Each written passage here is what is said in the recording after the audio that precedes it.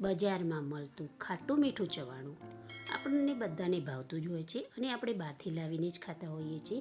તો ચાલો એ આજે ઘરે બનાવી. તેના માટે એક મસાલો બનાવવાની જરૂર છે. તેના માટે એક વાટકીમાં લીંબુના ફૂલ, 2 થી 3 ચમચી કાશ્મીરી મરચું, 1 ચમચી તીખું મરચું, 2 ચમચી આંબોળિયા પાવડર લઈ એક મિક્સર જારમાં 2 થી 3 ચમચી જેટલા સૂકા ધાણા, 2 ચમચી જીરું મિક્સ કરેલું મિશ્રણ તેમાં ઉમેરી લઈશું.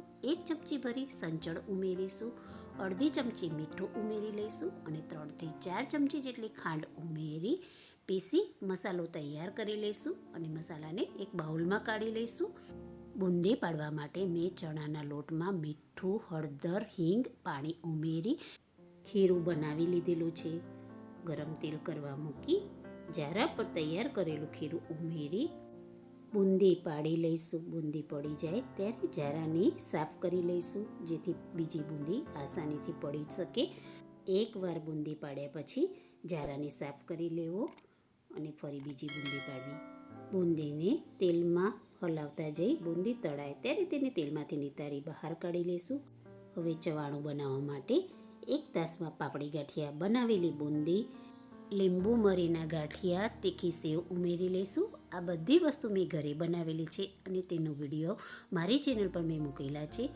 તેમાં ચના જોર ગરમ, તળેલા દાળિયા, સિંગદાણા, મીઠો લીમડો, કાજુ, દ્રાક્ષ, લીલા મરચાં તળેલા ઉમેરી એકવાર બધું હલાવી લઈશું. તેમાં એક વાટકો ભરી મમરા ઉમેરી લઈશું અને તૈયાર કરેલો મસાલો તેની ઉપર ભભરાવી લઈશું અને એક વઘાર તૈયાર કરીશું. વઘાર માટે તેલ ગરમ કરવા મૂકી તેમાં જીરું, હિંગ, વરિયાળી, તલ ઉમેરી વઘાર તૈયાર કરી તૈયાર વઘારને ચવાણા ઉપર રેડી દઈશું.